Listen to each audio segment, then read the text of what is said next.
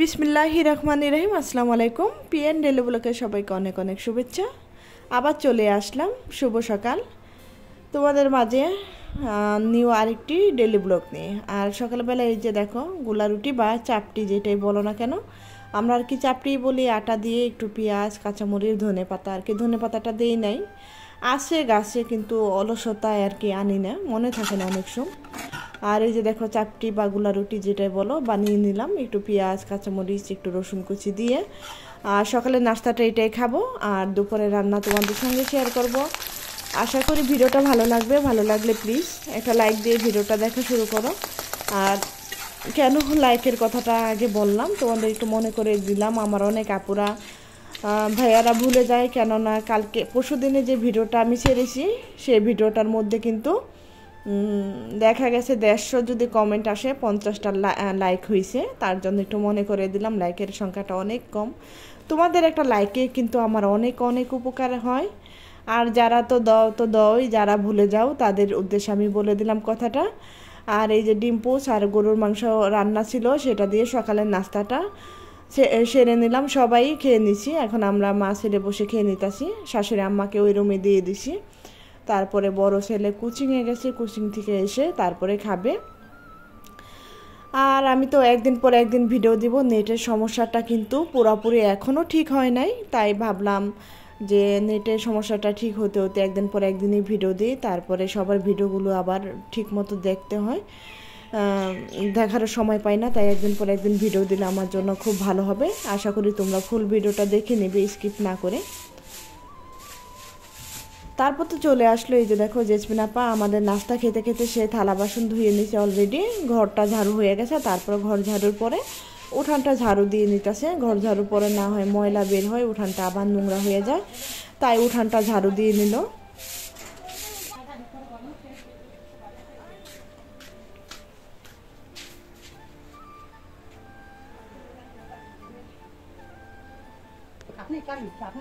Jasmine আপা বলতেছে, jasmine আপার যে হলুদ স্যান্ডেলটা ওইটা পরে আর কি পায়ে ঘা হয়ে গেছে, তাই আমি আবার এক জোড়া স্যান্ডেল দিয়ে দিলাম, আমার ঘরে ছিল। বলছে ভাবি আপনার পায়ে রোমন স্যান্ডেল হলে ভালো হয়, তাই আমার এক জোড়া ছিল সেটা দিয়ে দিলাম। আর আজকে রান্না করবো এই যে দেখো সবজি দিয়ে কাসকি শুটকি আর কই মাছ ভুনা। কই মাছগুলো আমাদের বিলের দেশি কই মাছ, এখন হলুদ মরিচ লবণ মেখে নিতেছি, মাছগুলো ভেজে তারপরে টমেটো দিয়ে ভুনা করব। আর সবজি দিয়ে আজকে শুটকি রান্না করব আমার জন্য।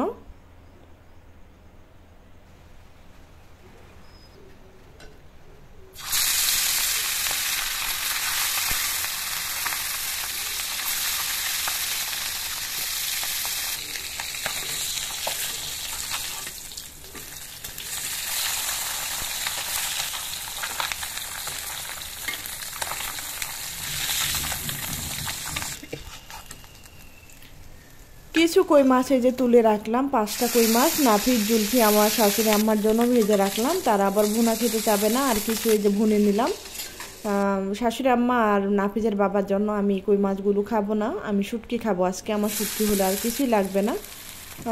আম্মা ভাজা মাছও খাবে না আর ভুনাটাও খাবে না। আর জুলফি নাফিস দেখা যাবে ওই যে গরুর মাংস আছে ফ্রিজে, আর কই মাছ দিয়ে খেয়ে নিবে, আর কিছু লাগবে না ওদের।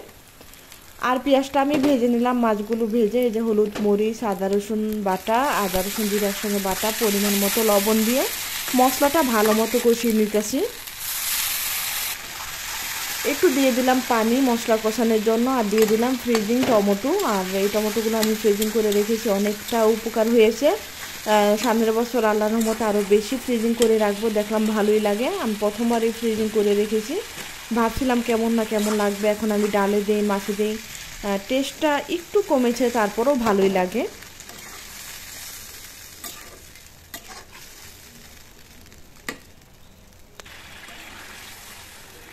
পরিমাণ মতো পানি দিয়ে মাছটা এই যে রান্না করে নিলাম। আর এই যে দেখো রান্নাটা কিন্তু মাছ হয়ে গেছে, আর ঝোলটা উঠিয়ে নিলাম, তেলের ঝোল। আর কই মাছ কিন্তু ঝোল একটু তেলের ঝোল হলে ভালো লাগে, বেশি ঝোল ভালো লাগে না। হয়ে গেল আমার কই মাছ রান্না। আর এখন এই যে এক বাটি শুটকি দিয়ে দিলাম, কাসকি শুটকি। শুটকিটা একটু আমি খোলায় ভেজে নিতেছি, খোলা মানে তেল ছাড়া ভাজাকে ওইটাকে বলে খোলা, অনেকে জানো না, তাই তাদের উদ্দেশ্যে বলে দিলাম যারা নতুন। তারা জানে না, নতুন গৃহিণী যারা, আর সবাই পুরানো যারা সবাই তো জানো তোমরা। আর এখন এই যে শুটকি রান্না করার জন্য তেল দিয়ে দিলাম পেঁয়াজটা একটু ব্রাউন কালার করে ভেজে নিলাম। তারপর দিয়ে দিলাম আদা রসুন জিরা একসঙ্গে বাটা, হলুদের গুঁড়া মরিচের গুঁড়া লবণ পরিমাণ মতো দিয়ে একটু তেলে ভেজে নিতেছি। তারপরে এই যে দেখো আমি দিয়ে দেবো একটু পানি দিয়ে মশলাটা ভালো মতো কষিয়ে নিব।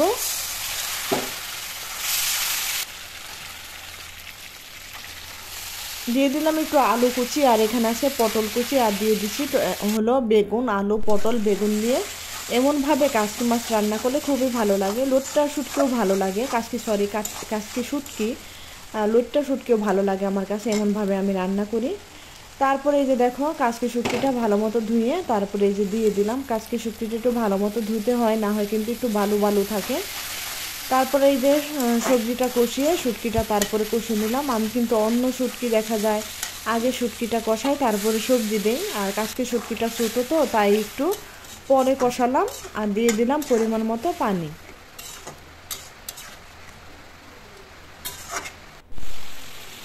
পানিটা দিয়ে কিন্তু রান্নাটা করে নিলাম। আর এদিকে দেখো এই যে পানিটা ভালো মতো শুকিয়ে তারপর চুলা থেকে নামিয়ে নেব। শুটকিটা আমি একটু ঝুল খাবো না, আর ঝুল খাইও না, একদম তেলের ঝুল ওঠানোর পরে এই যে দেখো তেলটা যখন উঠে যায় তখন আমি চুলা থেকে নামিয়ে নিলাম। হয়ে গেল আজকে আমার দুপুরের মেনু।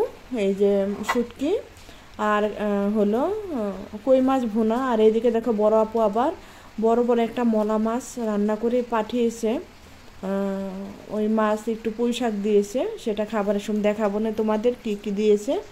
আর এই যে আমি রান্না করার পর মাটির হাঁড়িগুলো যে ইউজ করি সেটা আমি কিভাবে শুকিয়ে রাখি, এই যে দেখো একটু চুলার উপরে দিয়ে রাখি, তাহলে হাঁড়িটা খুব সুন্দর থাকে আর কোনো গন্ধ হয় না, খুব ফ্রেশ থাকে ভিতরে। তাই আমি মাটির হাঁড়িগুলো একটু গ্যাসের উপরে দিয়ে রাখি, আবার অনেক সময় দেখা যায় গরম গ্যাসের উপরে দিয়ে রেখে দিই। তারপর তো গোসল টোসল করে রান্নাঘরে সব কাজকর্ম সেরে গোসল করে ফ্রেশ হয়ে একদম বসে গেলাম, বিসমিল্লাহ বলে গরম গরম খাবার খেয়ে নিলাম।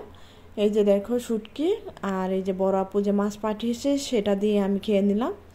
আর সবাই খেয়েছে সেই মাছ, বড় বড় একটা মলা মাছ ডিম সহ, ভিতরে ডিম আছে, আর ছোটো গুঁড়া মাছ রান্না, দুই আইটেমের আর কি ছোটো মাছ রান্না করছে, মলা মাছ আর ছোটো কাসকি মাছ রান্না করছে, সেটা পাঠিয়ে দিয়েছে, সেটাই খেয়ে নিলাম।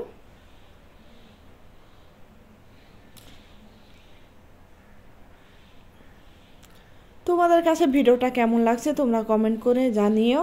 আর এ পর্যন্ত যারা আছো আমার ভিডিওর সঙ্গে তাদের জন্য অনেক অনেক দোয়া ও ভালোবাসা। সবসময় আমি দোয়া করি ভালো থেকো, সুস্থ থেকো। আবার চলে আসবো নিউ আরেকটি ডেইলি ব্লগ নিয়ে। আল্লাহ হাফেজ।